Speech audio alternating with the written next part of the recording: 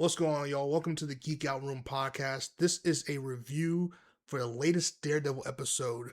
In Daredevil Born Again, Season 2, Episode 6, we'll be talking spoilers. Don't forget you can watch this episode over on our Sauceless Entertainment YouTube channel, and you can listen to our episodes over on Spotify and Apple Podcast. With that being said, spoilers, Daredevil Born Again, Season 2, Jessica Jones is back. Loved it. Always said this, Jessica Jones Season 1 was one of my favorites of the original Netflix. It went Daredevil Season 1, Jessica Jones Season 1, Daredevil Season 3, Jessica Jones Season 2. In that order for top 4. Number 5 go Luke Cage Season 1. So, Jessica Jones is back, and I think she had one of the best reintroductions into the MCU, to be honest with you, that I've seen. Seeing her somewhere, I'm going to say upstate New York, defending her house and her daughter from these goons, and seeing the blood not splatter, but kind of smear on the window, the shot with her daughter playing with the grenade and walking around the house, and that shot while Jessica doing her thing and just tossing dudes, I thought was really, really, really cool. Well, I'm not gonna lie. I wish they did not spoil that Jessica Jones was gonna be in this season. I really wish. I know that like for people who did not, if for anyone who watched this and didn't know Jessica Jones was gonna be in this show, I really envy you, because that would have been such a sick surprise. I'm not gonna lie. Because a kid thinks new. So so no one would have known this was Jessica Jones. No one would have known. It would have been such a very interesting, hey, it's been a while type of moment, but either way, I digress. Still really cool to see. Still really, really, really cool to see. So Jessica Jones is cool. The shot in the warehouse where they go, her and Daredevil, loved it. I love that they toned down the acrobatics from Daredevil from season 1, because season 1 they went a little too kooky. It was really weird. It was really weird, how acrobatic it was. Now maybe it was me trying to adjust my eyes from how he was on the Netflix series to now, but I think they found a better balance of his acrobatics in his fighting style with the billy clubs. I think they found a really good balance, and that's where they should keep it. Even they promote them to movies, they should keep it there. They really, really should. But yeah, Daredevil, man. There's a shot where Jessica Jones is fighting, punching guys, knocking them out, and the back Daredevil's swinging with his billy clubs. That's really cool. So seeing them fight together again, really sick, really, really sick.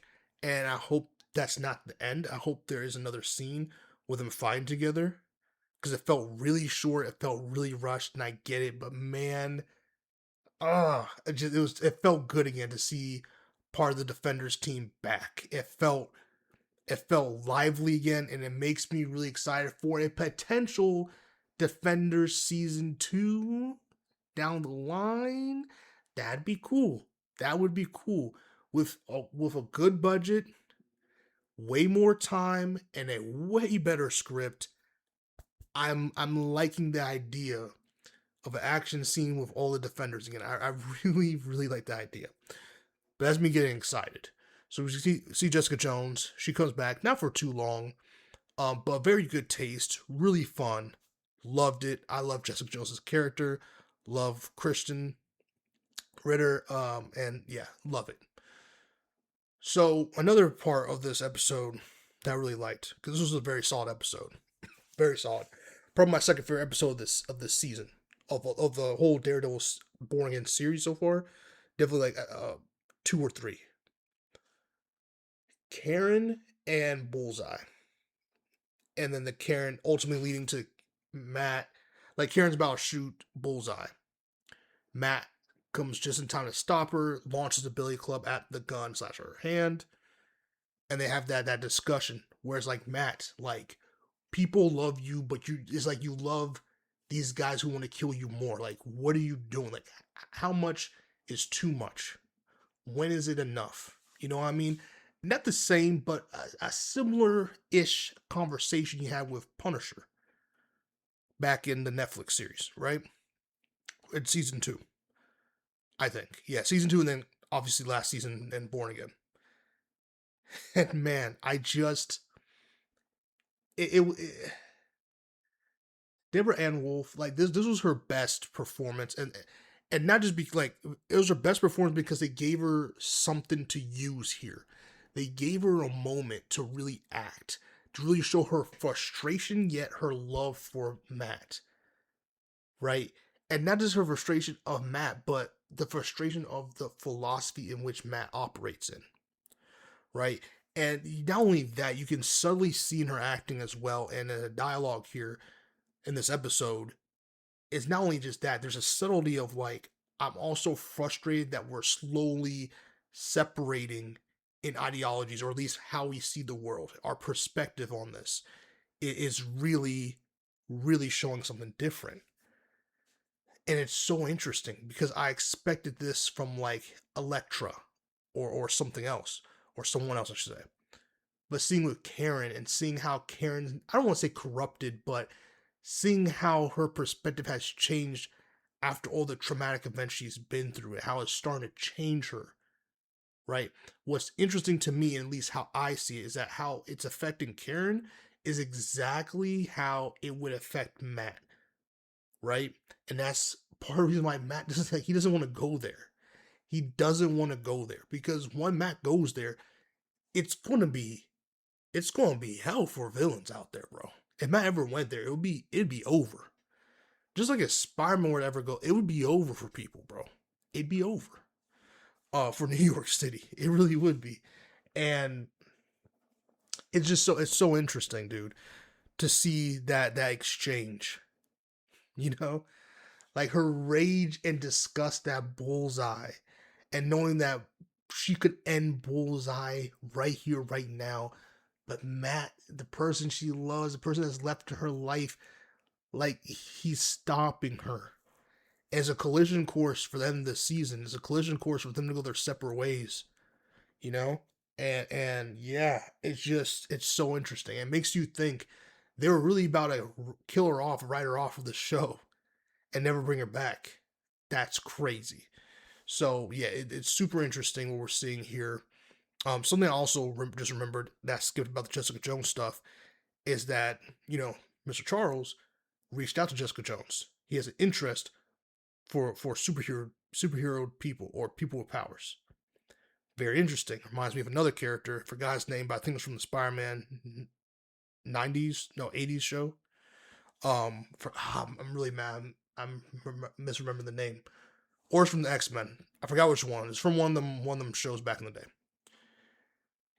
But Jessica Jones said that not everyone in her life, you know, kind of like basically not everyone told him to go shove it.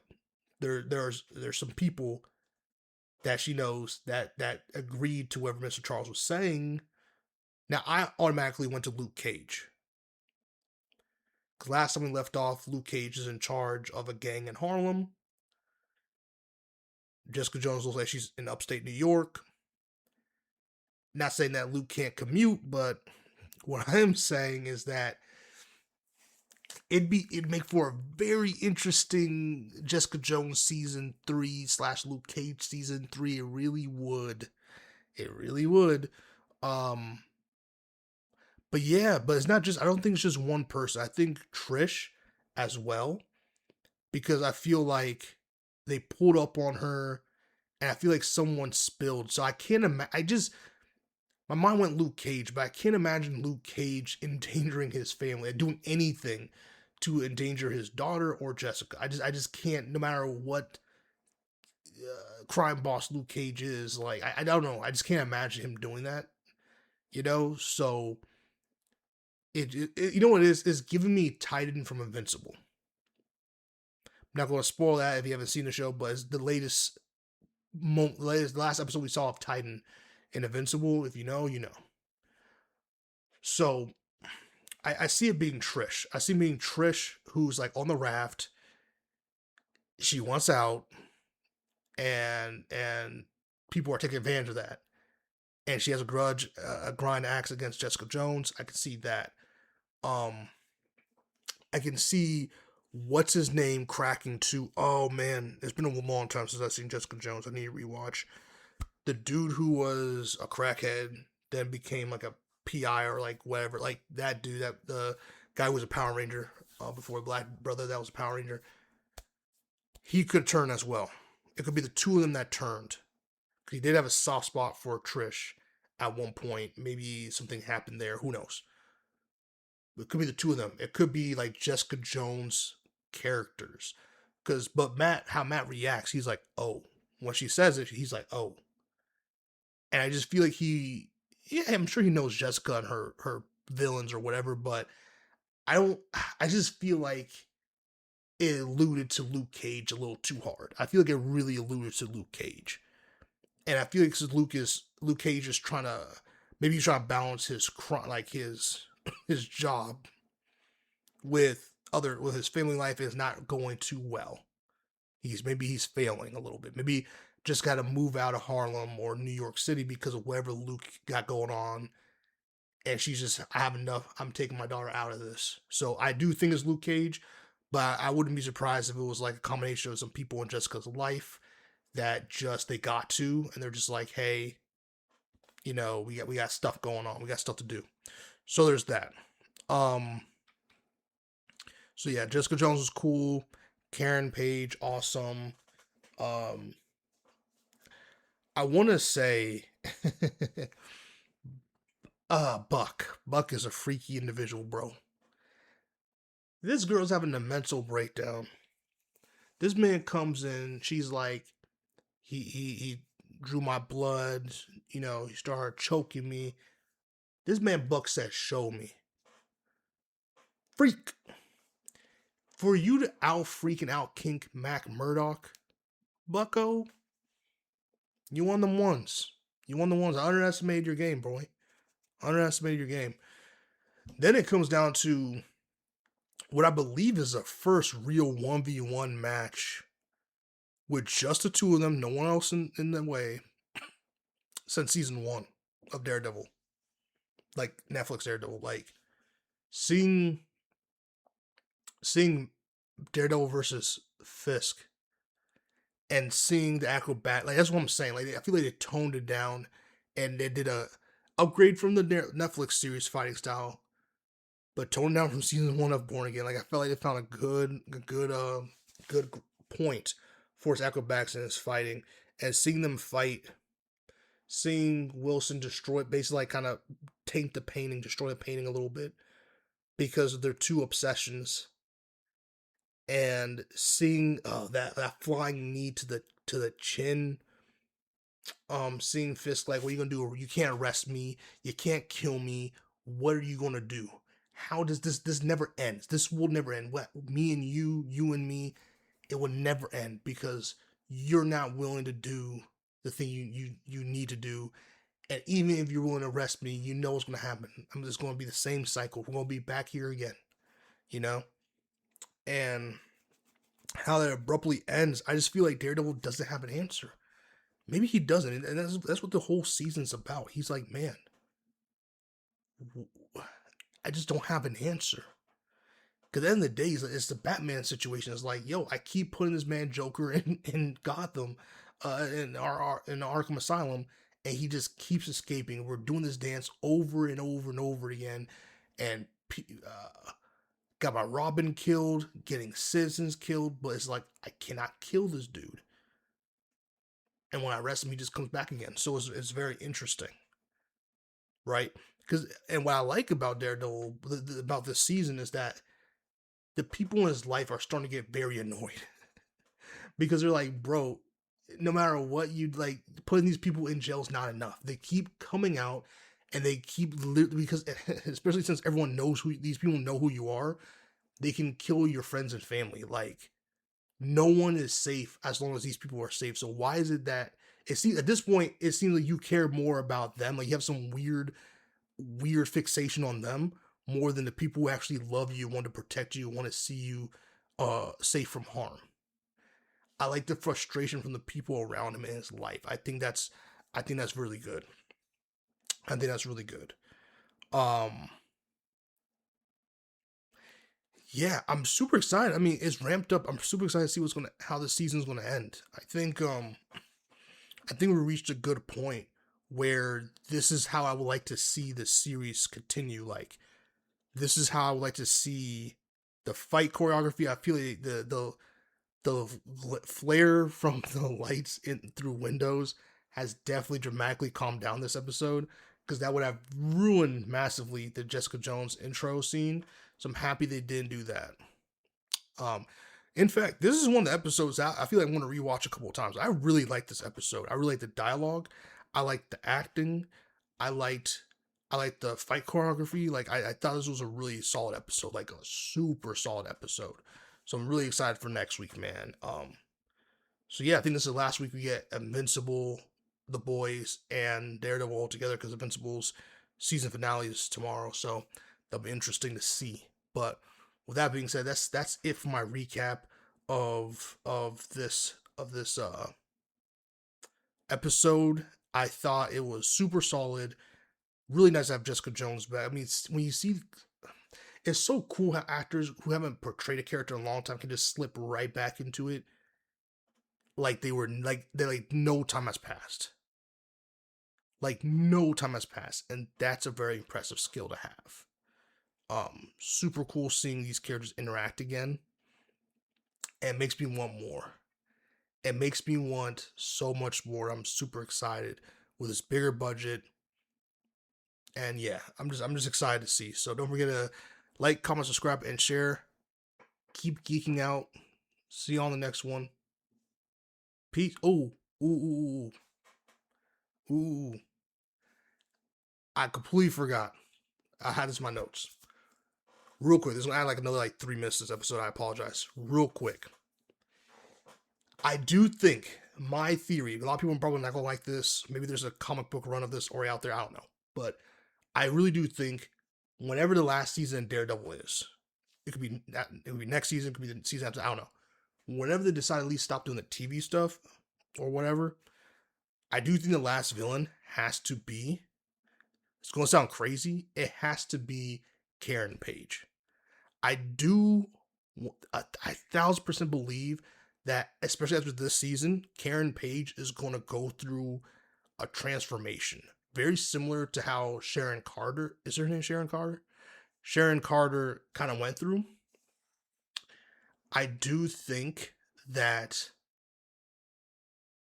I do think that Karen Page is going to go through that transformation.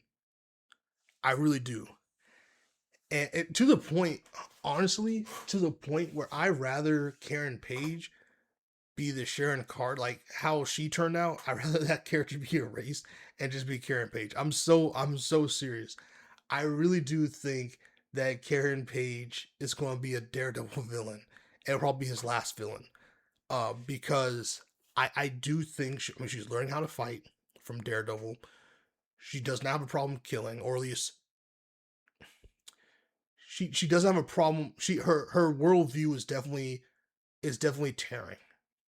She's definitely losing faith in the justice system. She's losing faith. I mean, look at how much trauma she's been through. Look how she's literally seen the justice system be corrupted. How easily it can be corrupted. I do think she's going to turn into a villain that's going to have the ability to fight. And not only that, more importantly, I mean, she's not going to be able to outfight Daredevil, but she will be. I mean, it's Karen. It's Matt's love. He's not going to be able to fight her. It's not the same as Elektra, because Elektra is a fighter. Elektra's a deadly fighter. Not that Matt wants to kill her or anything like that, but it's just a different relationship. Karen's supposed to be like, especially in Matt's eyes, or hearing in this case, Karen's supposed to be like this light to his darkness, to his an angel to his devil. And I think that will, especially with how the writing is for Daredevil, I really think that'll be such a brilliant philosophical like season, and will be the best villain. Y'all think Kingpin and Daredevil amazing. I get it. Blah blah. I see a world, dude, where like the last season or season before last, like Karen kills Wilson Fisk. Karen executes him and becomes the final villain for Daredevil. I do see that happening. Or not to see it happening, but I can see a world where that is written. Or at least it's thought that she killed. I don't know. But I can really see Karen being like a top tier villain for Matt specifically. Maybe not go as far as to kill Fisk, but to just she's going to do something so irredeemable that Matt's like, we can't be lovers. We can't be like, I can't not associate with you. You're a murderer. Because I do think Frank Castle's starting to creep into her psyche to the point where I don't think it's gonna be some weird Bonnie Clyde type weird shit with Punisher. I gotta hope not. But I do think she's gonna be her own thing where even the Punisher's like, Karen, like, what are you doing? Like, this is like, what are we do? What are we doing? So I don't know. And it could be an OC. It could be an OC villain, original character villain. But I do think there's going to come a time. I think it'll be interesting writing at least to make Karen a villain in Daredevil, you know, and kind of make her almost into something she hated all along. But again, just like Bullseye in her head, it's like she's doing the right thing. I can see it happening. It'll be real interesting to see. Let me know your thoughts on that. Let me know your thoughts on Karen becoming a villain. Again, with that being said, comment, like, subscribe, and share. If you want, I could do another episode really diving down into that, but I made this episode long enough. Keep geeking out. See you on the next one. Peace.